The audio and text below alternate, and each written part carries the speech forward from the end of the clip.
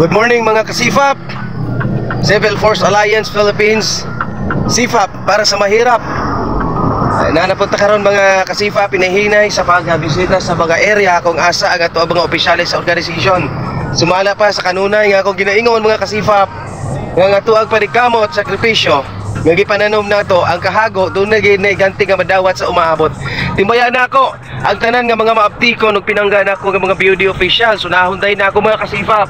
Vice Chairman na naa sa NCR, Alfred Di Asas Rulia. Ingon man sa ito mga OFW pod, mga tinahod ko na mga kaubanan. SIFAP OFW President Presdig Serafin, SIFAP OFW Vice President Marvin Pepito, at saka kay Ma'am Nilfa. Ma'am Nilfa, kumusta si mo diha ma'am? Ingon man sa ito mga Regional Director RD Juni Tolentino, ID Rolando Vargas, ID Mauro Arni, ID Grace Fuentes, o sa ato ang National Organizer kang CG Armor. Kumusta diha karon sir?